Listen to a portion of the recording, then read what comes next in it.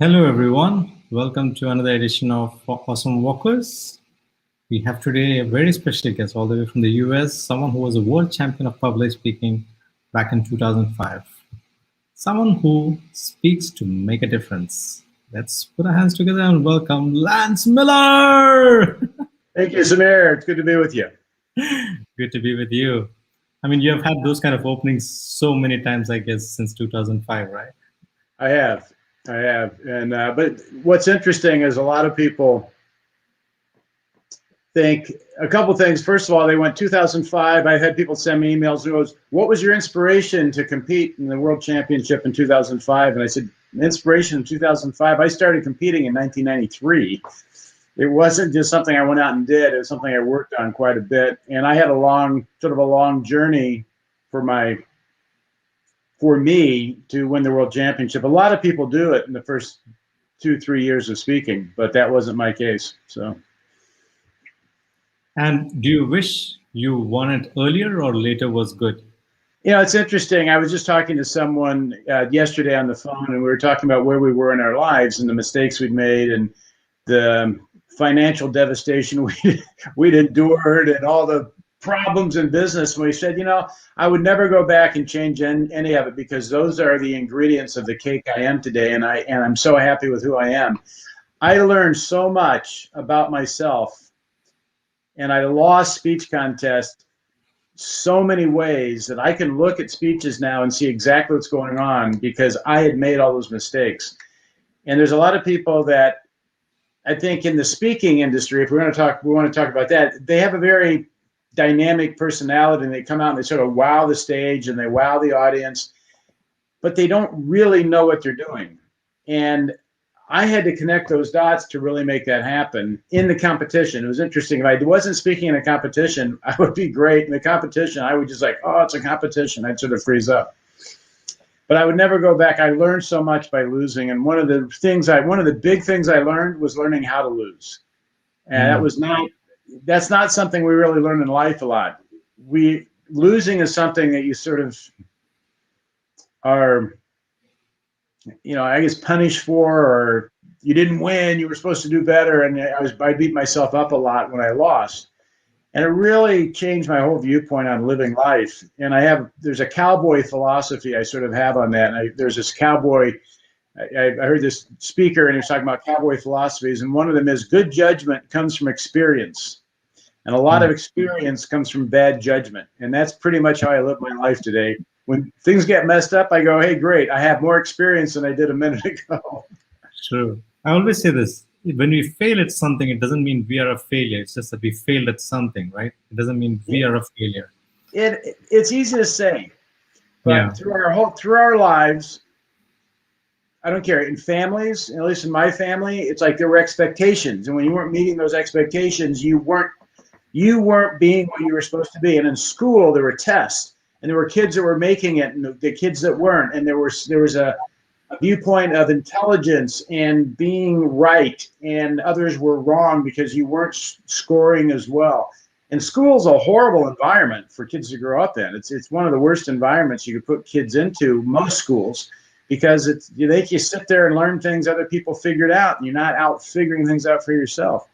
So there's a huge stigma that goes along with it, and it's easy to say, you're not a failure. It's harder to embrace and to live that. And I had to embrace a lot of failure in my life before I was willing to just roll with it and realize it wasn't me, and realize I'm a little smarter now than I was before. When you're sharing that over there, what I'm being present to is the fact that you had within you resilience and grit that was long before the competition started, long before you started Toastmasters. It was the foundation of who you were as a child. I'd like you to take me through some of those experiences while you're growing up with, as a young boy. Do you remember anything that stands out? Tons of it. The big one, I grew up in a very small town of about 2,000 people in the Midwest in Indiana, if you know where the states are. My family was the fourth or fifth generation. I was a fourth or fifth generation in this little town. My family had a milk and ice cream business that my grandfather had started. And my great grandfather had a folding chair business in the community, and that was on my grandmother's side. And then my grandfather married my grandmother, and he bought the milk and ice cream company. And we raised. I had 5 sisters. Mechanized what? What's that? I didn't get that. What is a mechanized chair business? Oh, it's a folding chair business. Okay. So chairs that fold up. That was a big thing back in 1880. Most chairs didn't fold up. So, but like 1880 to 1915 or something, he had a folding chair business. And one of the things was he provided the folding chairs for Woodrow Wilson's inauguration in Washington, D.C. That was one of the claims to the fame of the family. You know, who was Woodrow Wilson was the president of the United States.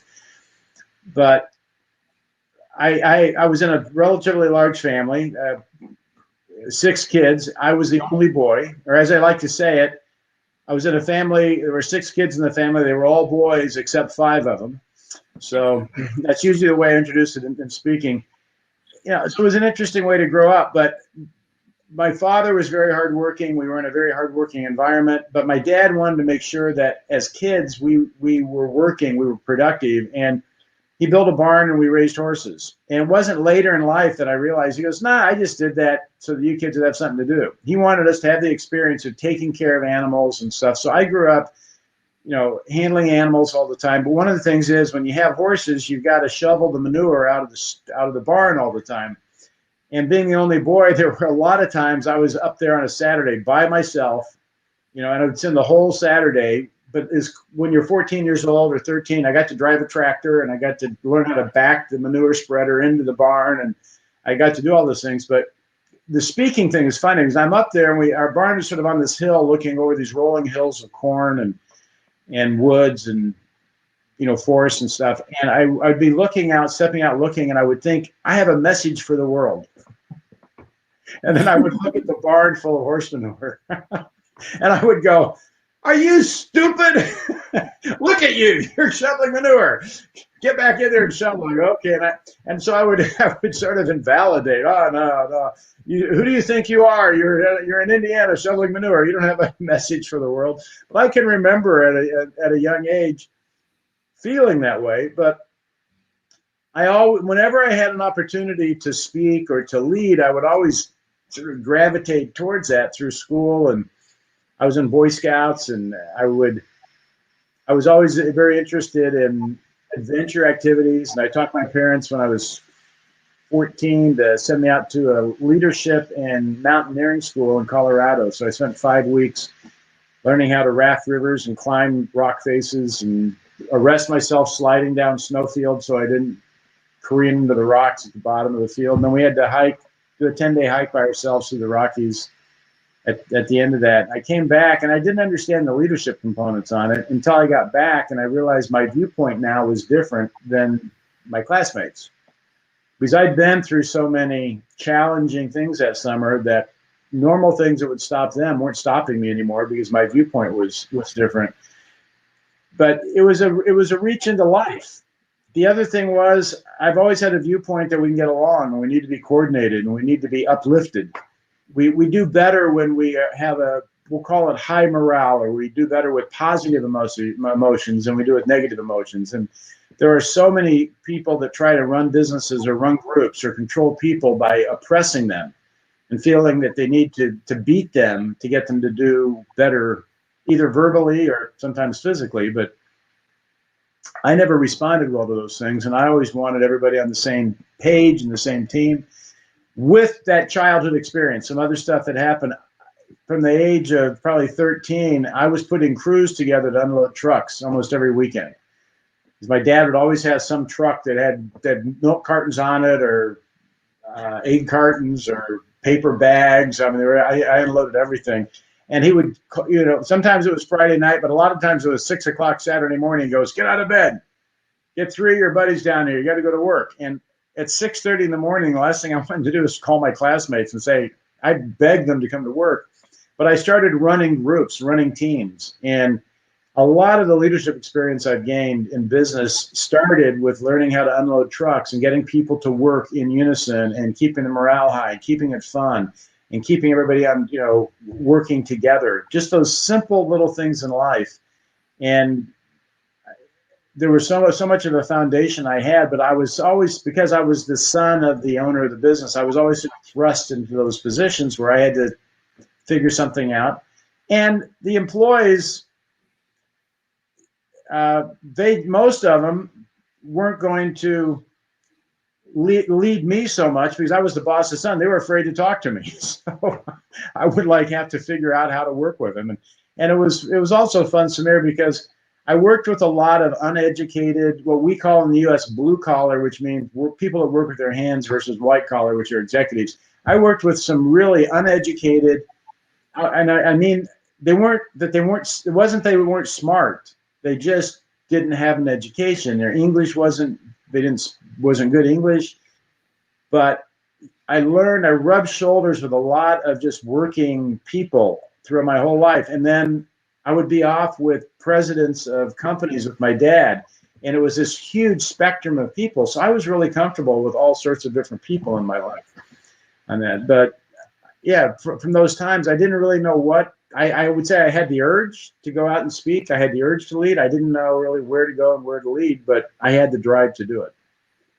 What is sharing is a lot of who you are and how you have become is through experiential learning. And that comes down to the Toastmasters, that comes down to your work ethic and everything.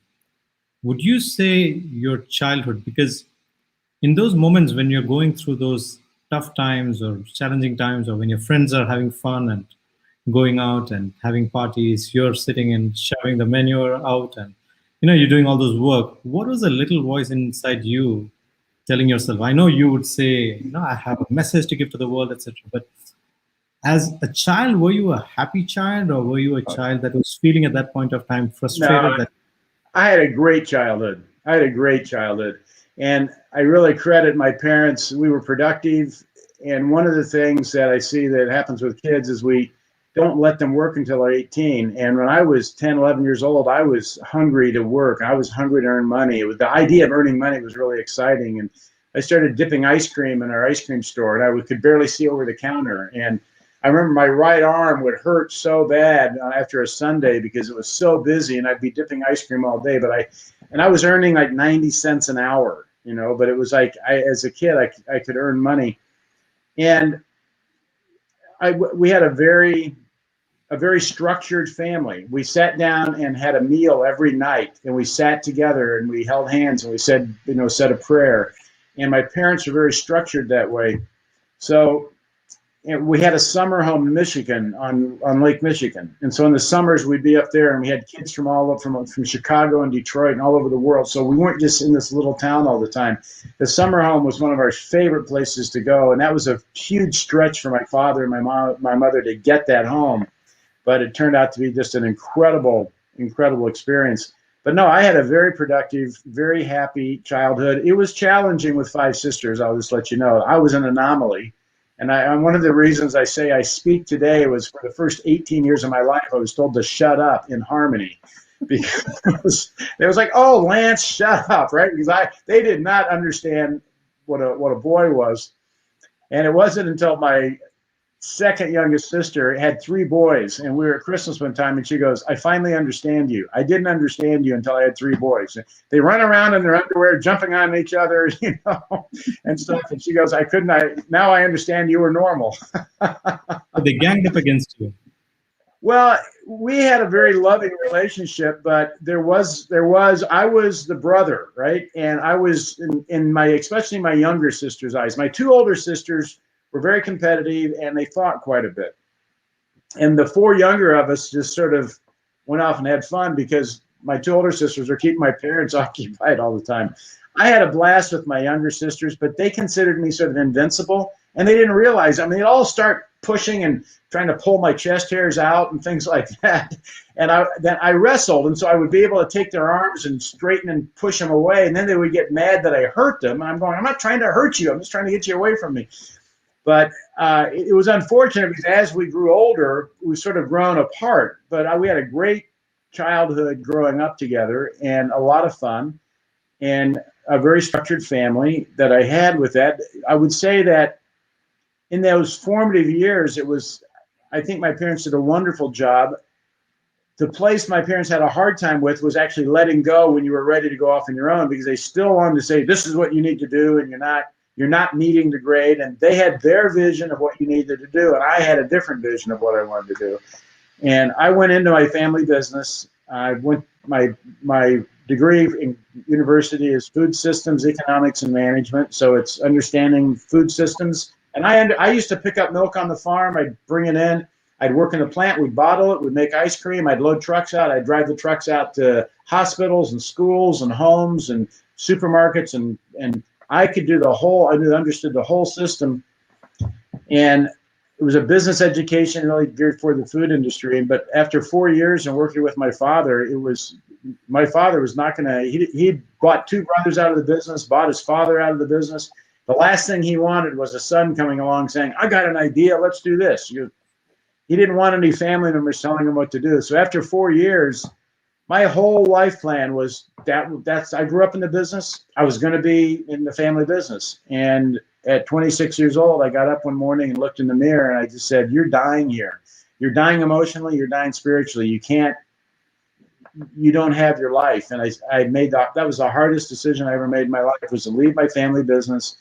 I had some university friends in California, and they had a room and they had a loft in their garage down by the beach here in Los Angeles. And I just visited them. They said, you can stay in the loft if you want. So I moved to California, and literally, there's a plywood loft. And I went out, I got some carpet remnants, and I put some drywall up and painted it and strung some lights up in there. It was the coolest room in the house when I got done with it. But I moved out here, and I had no idea what I was going to do with my life. And a big part of me was to prove to my father that I was worthy of being in the business. So I was taking jobs, trying to be a success, so I could go back and say, look, I'm a success. I can do this. After many years of the relationship with my father, which we've had a good relationship, but for years, he was just kind of very critical of what I did. And in his mind, I don't think he was. I don't think he was, but it was a very loving relationship, a very supportive relationship, but it had some baggage with it. It took me a long time to realize that. And here's a big lesson. I'll tell you what finally resolved it for me, because I'll share this with your audience. This happened about 4 or 5 years ago, actually. I was very frustrated with my father that I didn't feel he would accept me for who I was. And I realized that, in actual fact, I was expecting something from him that was not him.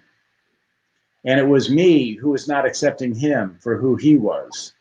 And when I finally came to the realization that he's never going to accept how I live my life, because I haven't lived a traditional corporate life, where you get in and you work and you have your 401k. And, I've been all over the world. I've had a number of jobs. I've done a number of startups. I didn't want to just sit in a cubicle. And I've taken off and I've done nonprofit things for 3 or 4 months.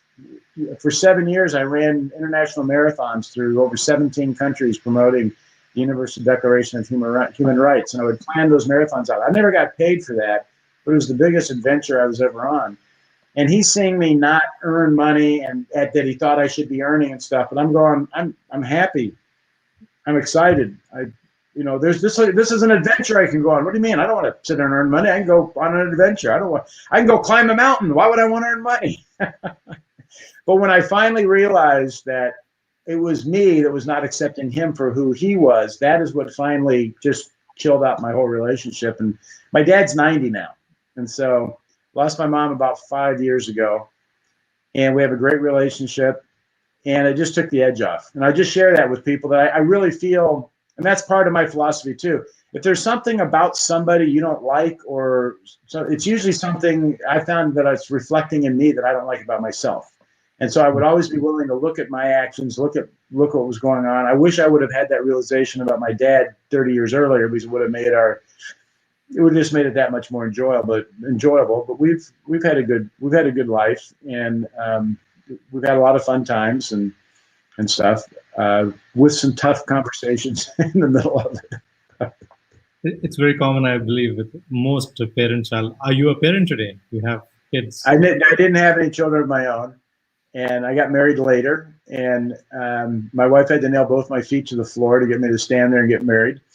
And because I was wanting to run out and climb mountains. I've sailed across the Atlantic. I've done a lot of, I was a pilot at 19, so I was flying my own airplanes at 19. I've rafted almost all some of the roughest whitewater across North America. You know, I've sailed, I've gone down to the Caribbean and bummed on boats where you don't, you know, you're just meeting people and going sailing about, you know, and stuff. And then I said then after a while, that didn't have any purpose to it. When you grow up in a little town in Indiana in the middle of nowhere, you want to go see the world. And yeah. I love sailing since I was a kid.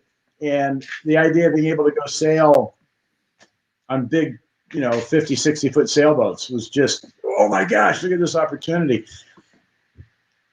And if you do that for a while, it's like, okay, so it starts to lose its luster. And I've always had the viewpoint, okay, good, that was fun.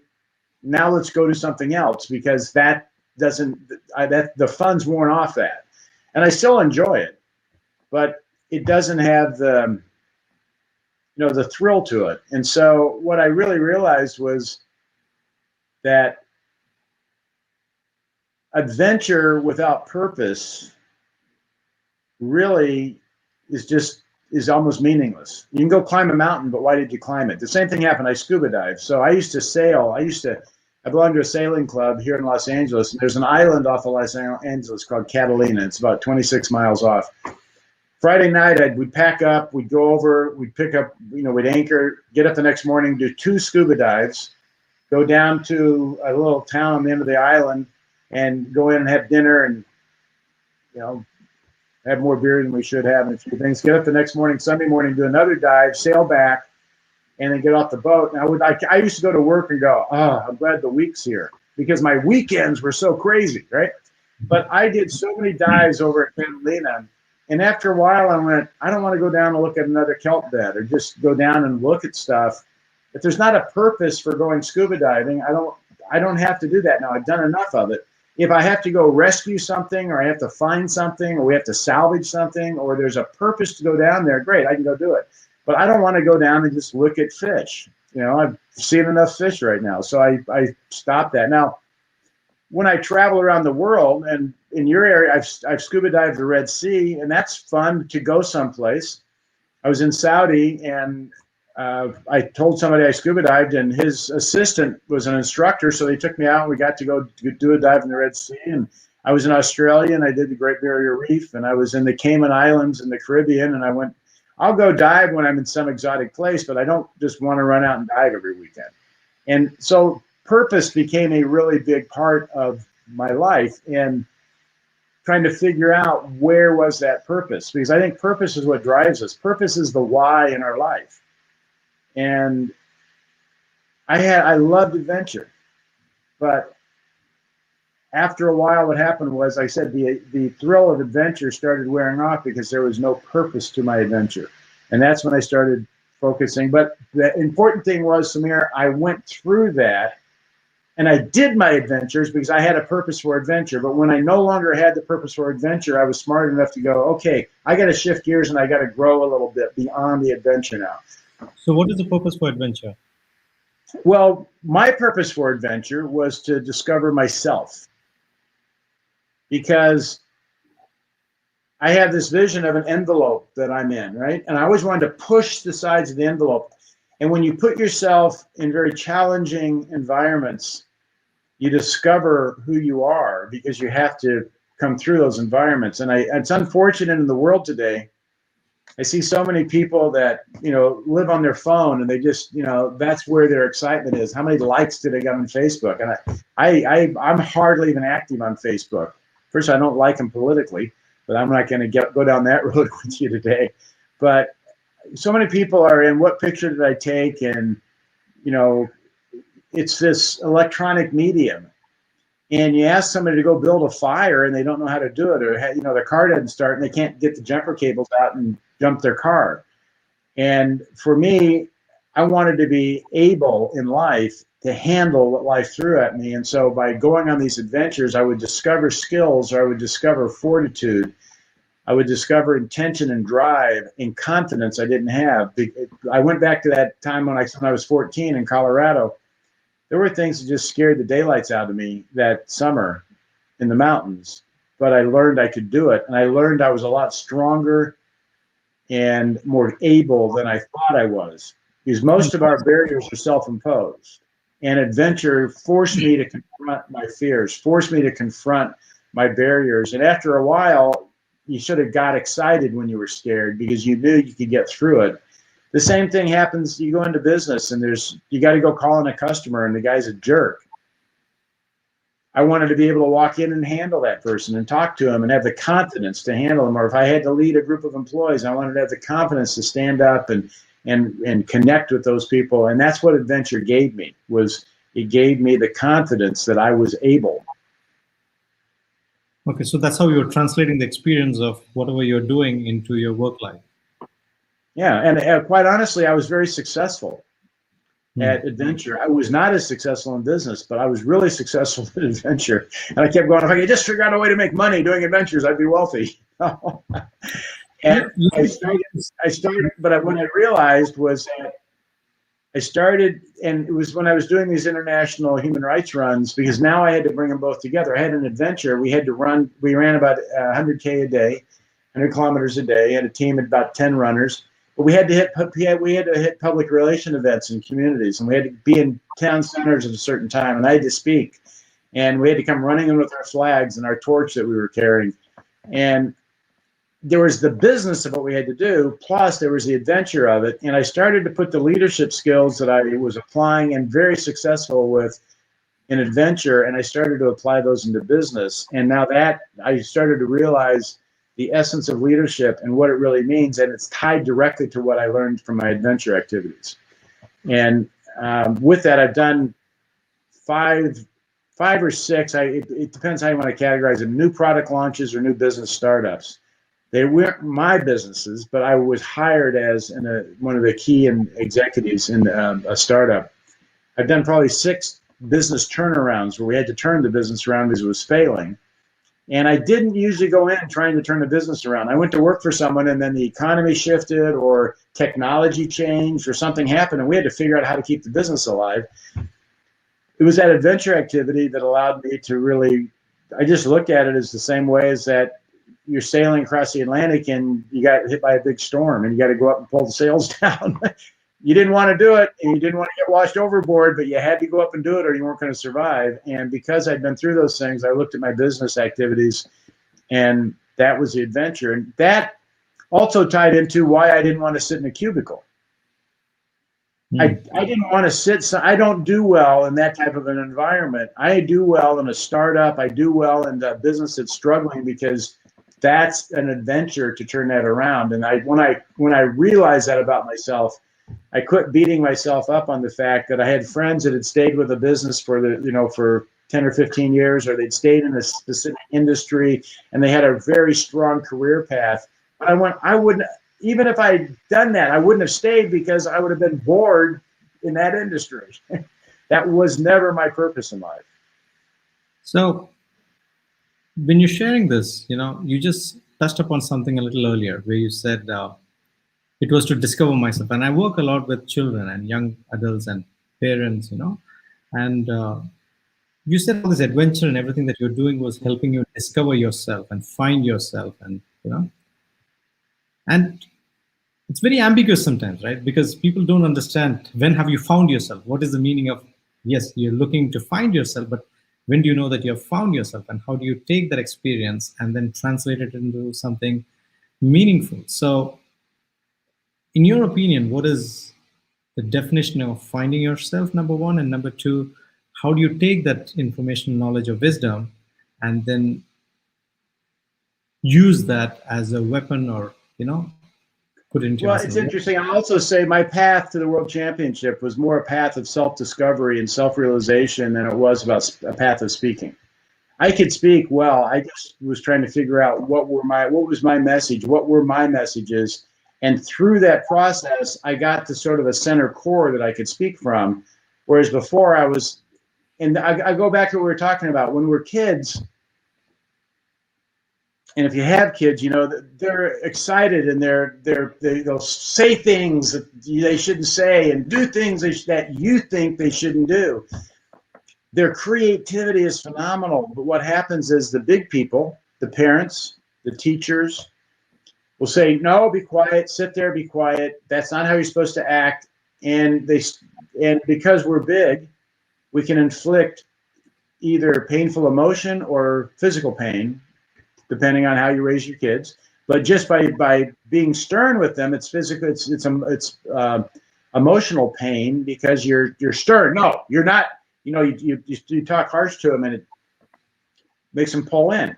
And so they start trying to be what you want to be, and that's when you stop being yourself. When you start to live your life what someone else expects of you. Then you go to school. And the whole trick to going to school is know what seat to sit in at what time and do what the teacher tells you. And if you do that, you succeed. At no time in school do they say, stand up and give me an original thought. The whole essence of school is learning what other people figured out. There's nothing in school that says, go figure it out for yourself. And that's when you learn who you are, when you start figuring it out for yourself. So for me, the essence of who you are is when you have the knowledge and you know you have the knowledge from your experience, not because somebody told you that's what you did, but you've done it, you know it works or you know it doesn't work, and you can speak from that standpoint that you have the certainty with what you're talking about because you know that it works. And a lot of people never get out of that. They never make it through that. But I said it was one of the things that was what I loved about adventures, because someone could tell you that that's what you're supposed to do. But if you're rafting down a river and you got to figure out how to go through the rapids and, you know, some guy's yelling on the shore what to do, you're gonna kill yourself. It's the same thing with learning to fly an airplane. The whole thing about learning to fly was owning the airplane and knowing it yourself, not just doing what your instructor said. If you did that, you would wind up crashing the airplane. You had to learn how that thing worked, how the radio frequencies, the weather, the avionics, the engine, all the things about it. You had to understand it. You had to take full responsibility for it, and then you owned it yourself. And that's really the essence of what I see really finding yourself is. In one of the messages that I have, I've gotten to do a commencement address to graduating students a couple times, and that's probably one of my favorite talks to do because it's not a traditional address to them. One of the things I said is, I go, you have 100 big mistakes to make in life. And after you've made your 100 big mistakes, you're going to know enough about life to know what to do and what not to do. And my recommendation is just make your mistakes as fast as you can. Don't go through life trying not to make a mistake. And I actually have this idea for a book that I'd like to do. It's called My 100 Biggest Mistakes, and it's empty. And you got to write my mistake and what I learned. One page is my mistake. The other page is what did I learn. Fill this book out as fast as you can. Because I grew up with this, again, it was from the parental side, primarily from my dad. He didn't expect me to ever make a mistake. We don't do that around here. You're smarter than that. And every time I made a mistake, I really beat myself up because I felt like I wasn't living up to what I was supposed to be. That's why I say the speech competition really taught me how to lose and make my mistakes, and they don't even faze me anymore. Cool, I screwed that up. That was a mess, wasn't it? Let's go. You know, whereas before I would be going, oh, God, man, I'm so stupid. I would just beat myself up. And it's getting through that and having your own knowledge of life. That's the simplest thing I can say it. And that's what I would get through my adventures, and that's what I would get through job experiences I had. I'd get into them, they'd be a mess, you know, and I was never going to win it. And everybody's yelling at me or telling me what to do. I would get out of that and I would look back at it and I would go, what did I learn from that experience? I would be able to recognize those things later in life and know what was going to happen. I told you I've done 5 or 6 startups. I've done a half a dozen turnarounds. I've probably done 10 different business activities that failed completely. And because I would do 2 or 3 at a time. I would be working a job. I'd have something else I was trying to get off the ground or working with a group on. And I can look at personalities right now and I can predict what's going to happen because I didn't predict it. And I was with somebody for 6 years trying to get something off the ground and the guy was screwing it up all the time. Now I can see that because I have that experience under my belt. How many books have you written, Lance? I have 5 books on titled out, chaptered out, half the chapters written, and I'm scrambling to get the time to actually get them completed. And it's funny, I was just thinking about that today. I have some stuff that I do talks on it, and people go, "Holy smokes, how did you figure this out?" And one of my books I was going to call "The Meaning of Life and 49 Other Words That Will Change Yours." And I'm a big one that digs into the dictionary. The best book I've ever read is the dictionary. And you dig in, where do words come from? What's the etymology behind them? And what do they really mean? You know, and I'll just tell you, the meaning of life, that's something everybody's looking for. What's the meaning of life? They're out looking on the horizon for the meaning of life. Meaning of life's right there. It's on the end of your nose. But I go, you want to know the meaning of life? It's in the dictionary. Now, that may sound stupid, but there was a point in the history of mankind that the word life did not exist. We would sit around a campfire, we would grunt, and somebody would have a certain grunt, and they go, oh, yeah, that's what I'm talking about. So this word life evolves, and if you look at it, it comes out of, it is the organic existence between birth and death. That is the life. But also another definition of the word life is the period that something can fulfill its purpose. The life of a car, the life of a computer, can it fulfill its purpose? So we have purpose tie into life. Another thing is when we look at life, I look at the idioms, which are how we use the word. So it's the life of the party, where somebody says, I have no life. Well, the life of the party is the person who brings the energy to the party and gets everybody going, right? That's the guy who's the life of the party. And someone who feels they have no life feels they have no energy for living. So, and I can go in deeper into this, but so I want the definition for life for me. That's what I'm looking for. My definition of life is this: it is imbuing energy into your purpose. As 2 things: your purpose and you putting energy into it. And what I did, I looked at the days of my life that I felt the most alive. And I also looked at the days of my life where I felt the most unalive. And I started analyzing, when did I feel the most alive? When was I like in the present, just going, this is incredible. I'm as happy as I could be. I'm not thinking what I'm doing next year. I love what I'm doing right now. It was when I was imbuing energy into my purpose. And a lot of that was adventures I was doing. I loved doing the adventures. I remember sailing. I was just like, I wasn't worrying about anything else. I was doing exactly what I wanted. I was putting energy into my purpose. The days that I was the most unalive was when either I wasn't putting any energy into anything, which wasn't too often, but it was usually when I was spending all my time putting energy into somebody else's purpose and it wasn't my purpose. And that's a lot of the times when I was working in businesses, because I had to have a job, I had to earn money, I had to pay the rent, I had to get, and so I'm helping somebody else achieve their purpose, but I'm not achieving mine. And that's when I'm like, oh, God, okay, that's when it became really, really hard work. So that's a fine line that I walk. I want to make sure when I get up every day that I'm imbuing energy into my purpose and the things I want to do in my life. And Shamir, I'm just going to come around on that. Another big life lesson I had. I grew up in a big family. I played sports. I was on sports teams, and they'd say, if you're not on the bus at 5 o'clock, it's leaving without you. You're not that important. And you learned, and in a family, it's like, I don't care if you don't want to go to church. We're going to church. Get in the car. And in the family, I learned you were constantly told your purposes aren't that senior to the family. The family's purposes are senior to yours. I grew up in a family business. The purpose of that business was senior to my purposes. When I was on the sporting team, being a member of that team was senior to my personal purposes. And so I had this viewpoint that my purposes were subordinated to the business or the group I was with. So I would always feel their purpose was senior to mine. And another big realization I had was I have very good purpose. And I'm only as happy and I'm only as successful as I'm on my purpose. And that solved a lot of confusion for me in my life, because I would take jobs that I thought were going to be great jobs because they looked right. And I thought my parents and my friends would go, that's a good job. And I would be like miserable in this job. It wasn't my purpose. And I would be doing what I wanted to.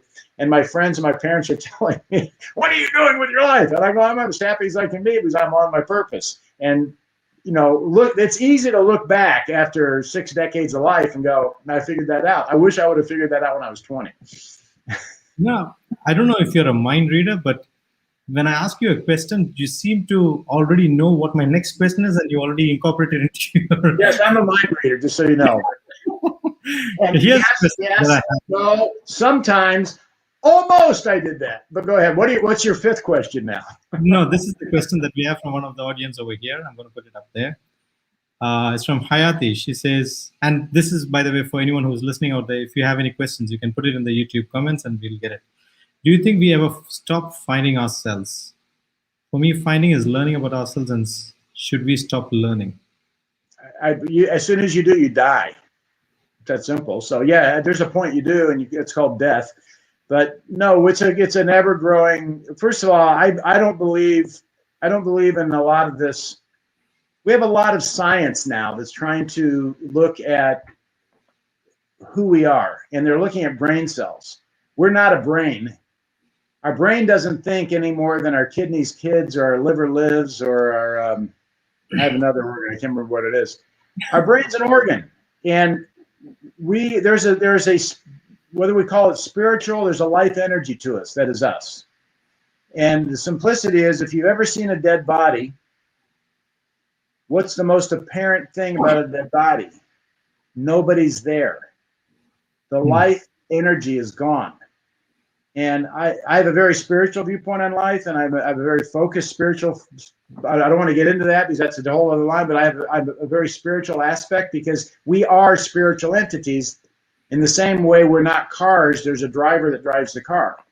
Okay, there's a life energy that drives us. We're not a body. I'm not my finger. I'm not my nose. I'm not my earlobes. That's a life form that I inhabit. Okay, so we can. The point I want to say is, there's all this science out there that says that your personality is hard-coded in your DNA and things like that. I consider that complete BS. If you saw how I was 50 years ago, I have grown and expanded and changed. I'm a completely different individual than I was when I was 10 years old.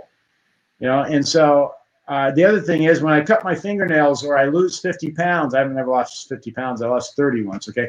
But you lose weight. My personality doesn't change, other than maybe I'm happier and I can run a little faster. But all of a sudden, I didn't forget half the things I learned because I have less cells in my body. And so we are capable of learning and expanding into any area we have interest into. And that's what life consists of, is continually growing and learning. And we have a purpose for communicating and a purpose for expanding. And I think the worst thing a person can do is retire and go sit at home and watch TV. And I've seen people that were active their whole life and they retired, and I see them 2 years later and they look like they aged 20 years. They didn't have a purpose for getting up out of bed every morning. We have to, and that's one of the things I will say about both my parents. My father's kept his mind active his whole life. I said he's 90, but he moved to Colorado and retired. I never thought I'd see him move out of his little town. But he got involved in real estate, and when he was 72, he went down and took a test to get his contractor's license to build his own log cabin. Okay, and they said he was the oldest person in the state of Colorado that ever passed the contractor's license. He didn't care. He wasn't going to hire a contractor. I'll do it myself. And I see people that keep their mind active and keep their purposes active, and they're just as alive as they were 40 years ago. And I see people who are 30 years old who don't have a purpose, and they're as dead as somebody who's 80 years old is, So, anyway, so the answer to that question is no. You stop growing, you die. So. Yeah. So you said you're not your hands, you're not your ears, you're not your mind, you're not an organ of. I didn't say you're not your mind, you're not your brain. Your mind and your brain are two different things. So who is Lance today? Who's Lance today? That's a good question. It's interesting because I won this world champion thing, and that is probably the thing I'm most known for worldwide, because I've been to 60 countries. I've given over 5,000 talks, and I haven't earned millions of dollars doing it. A lot of it was in the Toastmasters organization. I've spoken a lot on human rights, on causes that I believed in, and I've done things and stood up and communicated or spoke when nobody else was saying anything. And I felt someone needed to say something. So I said, I'll say something. Right now, I've had this growth period through my life, and I put a management team together, and 3 years ago, we started working on different projects. We're all about the same age. We've had a lot of business experience. And what we've done in our lives, we've made a lot of other people a lot of money. The owners of the business, the investors in business, we were the executives that made the businesses work. We said, okay, it's time for us to make some money. Let's have some fun. Let's make some money. It's a little bit like, I was going to call us, when I first put us together, I was going to call us the A-Team.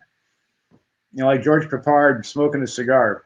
You know, and I love it when a plan comes together. You know, we do that in businesses. We come in, I love it when a plan comes together and salvage the business. And then I was going to say, we're the A-Team for your C-Team. But that was sort of degrading to the C-Team. So I thought maybe that's not the best line. But what's happened is interesting. I did a turnaround on a bakery. We've got a trade association we've been in the process of starting. And we've been looking at all, I've got a couple of huge projects. I've got some big projects actually in the Middle East, right in your area. And I have stuff that keeps coming out of United Arab Emirates and Saudi all the time. I can't believe how much business activity I've got right in that area. But I'm just in the middle of launching a new business. As a matter of fact, I had the meeting this afternoon with my team, and tomorrow we go fill the papers out. And we have right now 6 extremely sustainable products that either save water, and I'm talking 25% water in irrigation, in greenhouses, in growing crops, and gets a 20% increase in yield while you save 25% of the water. We have an organic plant stimulant that gets 30% increase in yields and lowers the use of pesticides and fertilizers. We have a refrigerant additive that saves 25% on the energy and refrigeration. And I've got 2 or 3 other products like that. And we're starting a sustainability company. The name of the company, I'll just tell you, is going to be called Terra X, which is Earth, like SpaceX, but it's Earth X, Earth Sustaining Technologies. And we probably have 10 more lined up to bring in. And with the markets we're already looking at, we're trying to figure out how we're going to handle everything. But it's really exciting. And the whole purpose behind that, Samir, is, and this is what I've said throughout, we brought this team together, and I said, I'm not interested in selling tires, copy paper, or nails. Okay, there's plenty of tires, copy paper, and nails in the world. I'm going to bring things out that are going to improve businesses, that are going to improve people's lives. I'm going to bring new technologies out that people need. We're solving problems is what we want to do. And everybody, we're sort of like the 4 Musketeers. There's no one individual who's above the other with the 4 of us.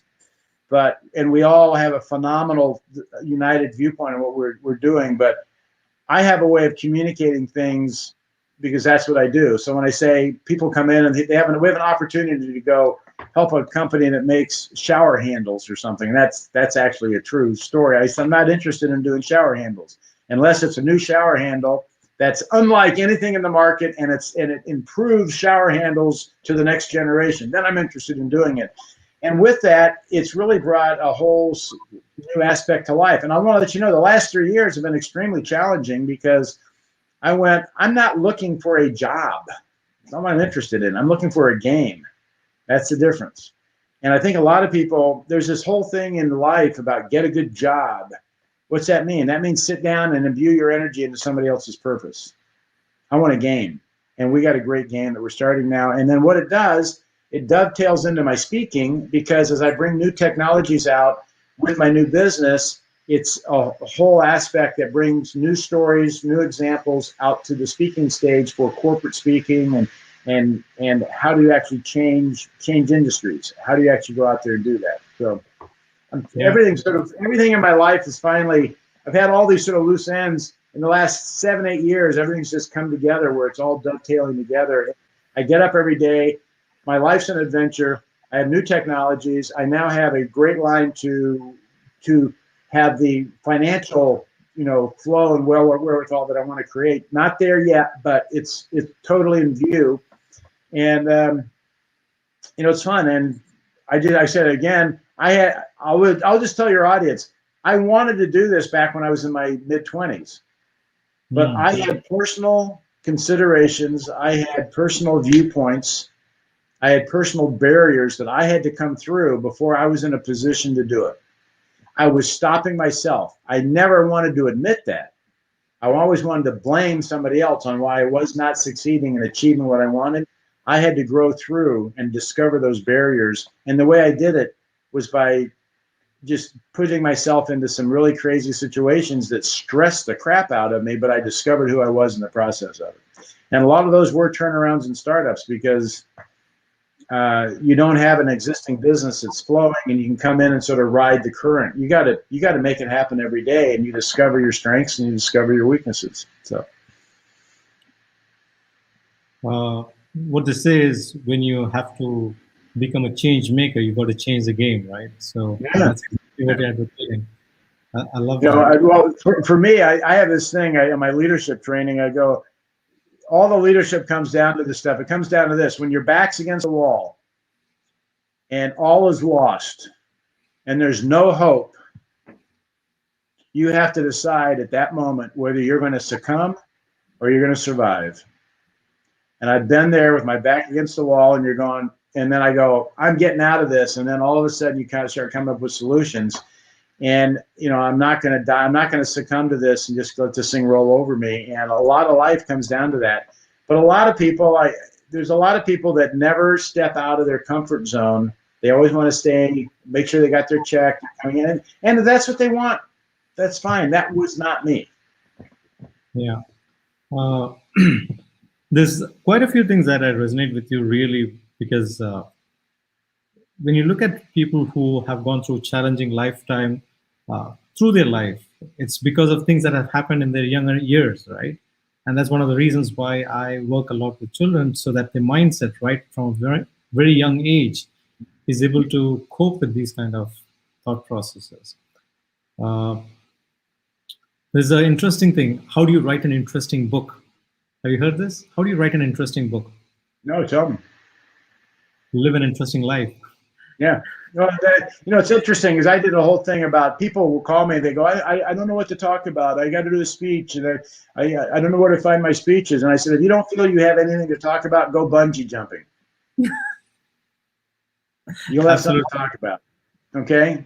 You don't have anything to talk about? Go bungee jumping. You'll have a speech. And the fact is, there's phenomenal messages around us all the time. You have to be able to see them. It's just like a person who writes I love country music, and they write a good country music song, and I go, that's sitting there. That scene is sitting there, and how did I should have seen that, you know? And that's another thing. I've written about, I don't know, 10 or 15 country music songs, and I'm working with a songwriter. I go, that's another goal I have, just because I've loved it. I'd love to come out with my own country music album. Now, I don't sing too well, so I probably won't be singing on it, but to put the words together, you know? So yeah, very interesting. What would you advise to, let's say, parents who are raising children these days? I mean, or for children who are going to go into the adventure of life. What would be your key message if you had to share any with respect to life? Because I heard you say multiple times, my life is an adventure.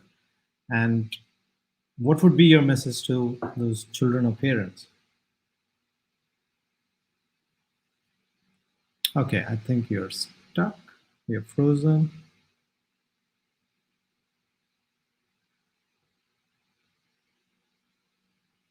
I think his connection just got disconnected. Let me pull him back. He probably got logged off. All right. As audience, while you're listening, what questions or what thoughts are coming to your mind? Please put it into the chat and I could answer those, or we could ask Lance when he comes back. What are your key takeaways? Because you could listen to these conversations and you could just walk away from it, or you could take it and you could make it a part of your life. You could do something with it. You could inspire someone with it, or you could share it with someone that would make a difference to them as well. So what are you taking away from this conversation? Do share in the comments in YouTube. While we wait to check if Lance will be back within another minute or so.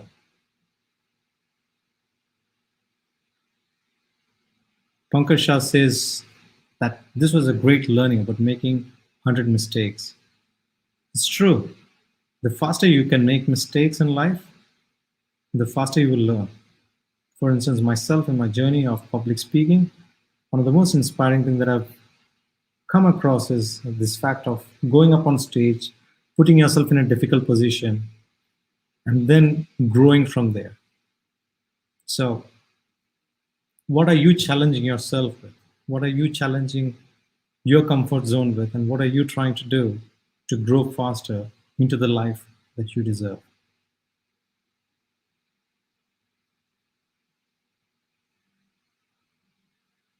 So, my key takeaways from uh, this conversation with Lance Miller, who's also my mentor for myself in my journey, is to look at life and to fill it with experiences, to make every moment meaningful by having a purpose attached to it.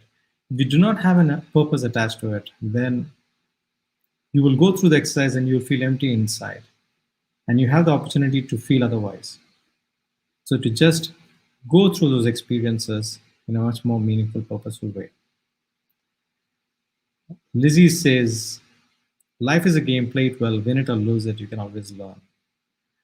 May's comment is, I would like to know his thoughts on how to overcome nowadays challenge of kids being highly addicted to social media and gaming.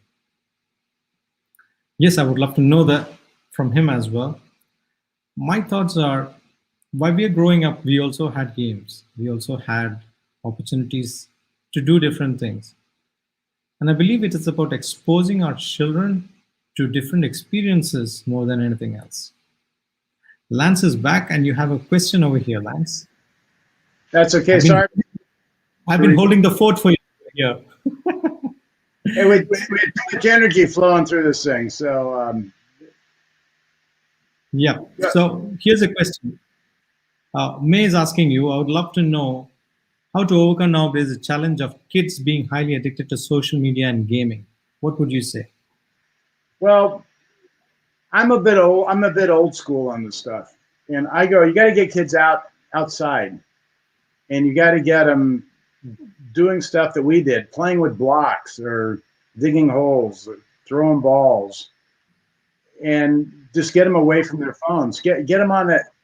I mean, I'm not in the Middle East, but where I grew up, you'd go canoeing, or you'd go, you'd go out on a lake and go sailing, or you'd go on a hike, go camping. Get them out where they're at. They're away from all the automatic comforts of life. But it's interesting. With 5 sisters, I had 3 sisters that had families, and each one raised their children differently. And one of my sisters would not give her children cell phones until they were in high school. And they said the cell phone was the biggest umbilical cord to the parent that they had. And she said she'd watch the kids walk out of elementary school, and the first thing they were texting their parents saying, come pick me up. And she goes, my kids had to figure out how to get home. She goes, I want them to be able to solve problems on their own. And she had the most well-adjusted children of all my sisters did well, but her kids, I just felt, were just super well-adjusted in life because they were always solving problems. But I think I'm a big advocate of physical labor, not slave labor, but doing physical jobs, handling livestock, handling another living entity that you got to take care of. And it has nothing to do with plugging in a TV set or starting an engine. You have a lot, and I don't care if it's dogs or something like that. I think some bigger things that you sort of have to learn how to handle. But I learned how to work. And I remember my dad saying, because I'd bring these kids in from junior high school, and I would have some kid that never worked on my cruise before, and he couldn't pick up a box. And my dad said one of them, he goes, kids have to learn how to work.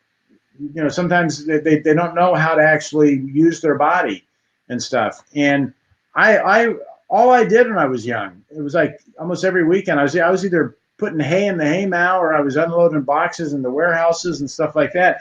But that gives you a sense that you can manhandle things and you can handle stuff yourself, and you don't have to go, look into social media. But from my standpoint, I think cut the cord and just have them get away and get out, get their attention on other things. That's why I like things like sailing. When you're sailing a sailboat, the wind's blowing and you got to control it. You learn a lot about yourself, learning how to keep the boat from flipping over and flipping it over and getting it back up and realizing you didn't die in the process, you know? So getting into those types of activities are what I think are productive.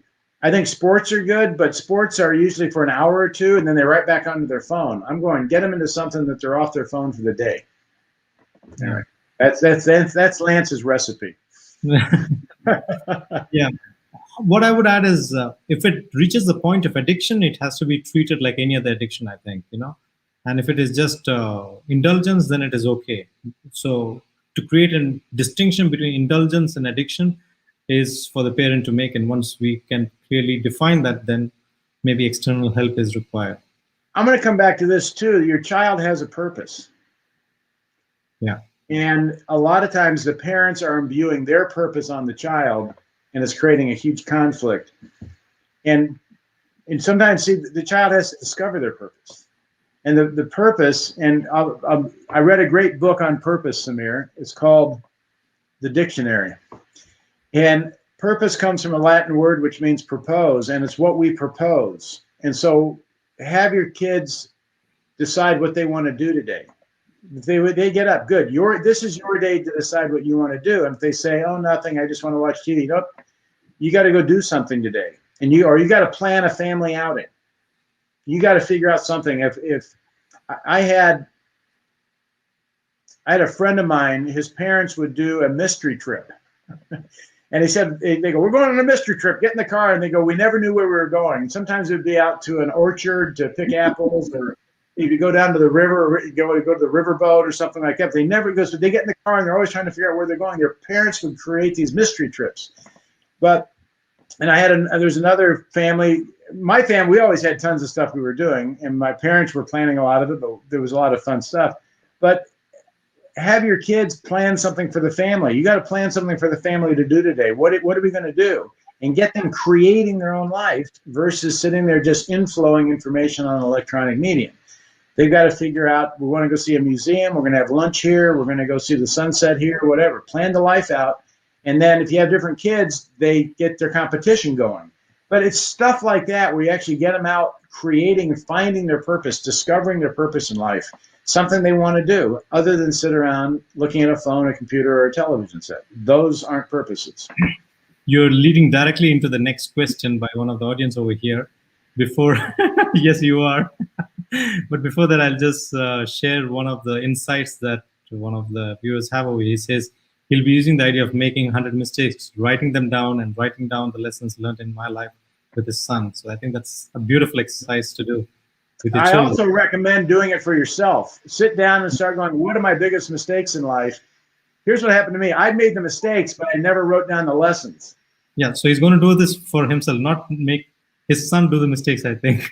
Well, I think imbuing that to your son, say, Yeah. what mistakes did you make today? See, I think we need to be rewarded for mistakes. Absolutely. Yeah. I totally agree. I would have got lots of awards. Here's another one that is leading into the next question. I think we'll have this one last question because it's been over an hour. So do you believe it's more than an hour since we've been started? How do you keep checking in on your purpose? For example, we start off knowing our purpose, but then we can feel like we have lost our purpose or start questioning our purpose as we go along the way, right? So it means what I'm getting from this question is, you start off, you know it, you're excited, just like what you said about scuba diving. You knew it, after a point of time, it burnt out, or you said it doesn't make any more sense, so move on to the next thing. Or so how do you stay on purpose? Okay. I'm going to give you an expanded version of this, and I apologize to your audience. I should have said this right up front. I don't think we have just one purpose. I think we have multiple purposes. And you look at, what do you propose for your life? Those are your purposes. The other thing is, what makes you feel alive? Well, for a while, scuba diving was making me feel alive. And then that purpose got fulfilled, and it wasn't making me feel alive anymore. I didn't really want to do it, so I stopped doing it. But I talk to people and they go, I don't know what my purpose is. I said, well, I don't know. Do you have the purpose of having, you want to have friends? They go, yeah. Do you want to have a successful family? They go, yes. Do you want to be financially stable? They go, yes. Or do you want to have a healthy life? Yes. Would you like to take some nice vacations? They go, yes. I said, well, those are some good purposes. I want to have a healthy life. I want to have good friends and a happy family. And I want to be financially stable, and I want to be able to travel and see some nice places. Good. Those are some purposes. You just propose them. It's that simple. It's not any more difficult than that. It's not that my purpose is to save the starving children of Calcutta. I'm sorry, Sister Teresa Teresa's already doing that. Is that who it is? Anyway. But maybe you have a huge purpose of helping people like that. That brings you great joy. Great. But you probably have a purpose too of having shoes on your feet and, bathing once a day and being healthy. Fulfill that purpose as well. Wonderful. And the day I discovered my purpose in life is to have conversations, it's been one of the most exciting ones, having these mindful conversations, not just having conversations, but truly having conversations with the intent to learn, to discover, to share. And that was a life-changing moment for me when I realized that this is where I really shine, where I come alive, where I feel that I am meeting my purpose, not just having a conversation, but having a mindful conversation. So it's been an amazing conversation with you today, Lance. Thank you so much for joining us. It's midnight over there. I know. Thank you so much for staying awake. You still look like you're bright. You're brighter than I am. I was sleeping an hour ago, or an hour and a half ago, because I said I laid down to take a nap before I got on. But what happens is, and this happens to all of us, and we'll just come back to purpose. I have a purpose for communicating and for sharing these things, and it's fun for me to share them. And what happens is you come alive when you imbue energy into your purpose. And I get on the call with you, and we start talking about these things, and I'm imbuing energy into it. What happens? I come more alive. That means I'm more awake. And, there's an interest, just to share another story I have. I think we also need to come up with our own sort of philosophies of life. And that ties into their purpose. Not a philosophy, but philosophies. What are our policies that we work our life with? And one of the ones I have is that there's a lot of nights I don't get enough sleep. I mean, I've flown all over the world. Trust me, there's plenty of times you get, especially I come to the Middle East and it's 11 hours difference, and I can't get to sleep. I go to bed at 11 and I can't get to sleep till like 7 in the morning. I got to get up at 8 and go work. And I go, there's a lot of times I don't have enough sleep. But my attitude is, life is lived being awake. The day's here, let's go live. If I get tired, I'll take a nap. But the day's here. But that whole thing, life is lived being awake. But I know people that all they want to do is go to bed. They wake up in the morning, they go, oh, it's morning. Oh, I want to go to bed. I never remember a good night's sleep. I don't look back in my life and go, you remember that? Samir, I was telling you about that. It was 1985. It was like 9 hours and the sheets were perfect. I never remember a good night's sleep. But I remember being alive. I remember being awake. And so if you look at that, if life is lived being awake, then the more awake we are, the more of life we get to experience. And that means if we're doing something that's numbing our senses, we're either have toxic people around us that are numbing our senses, or we're eating foods and too much sugar that are numbing our senses, or we're taking something that are numbing our senses, we're less alive if we're less awake. And on that, and so this was a great, just practical example you saw tonight. Yeah, I got on here, it was almost 11 o'clock at night, and I was a little tired. I normally would be hitting the hay, but I said, now we'll kick this thing in. I'm wide awake. I may stay up all night now. I don't know. Yeah, they call emotion, right? Emotion is energy in motion. And when you have the right emotions, then you start flowing. Exactly. Just a feedback over here. It's really good to know that it is okay to move from one purpose to another and not worry about how right or wrong that is. Yeah, absolutely. You're the author of your life. You change your mind as much as you want. Just own your changes. That's what I would say. Yeah.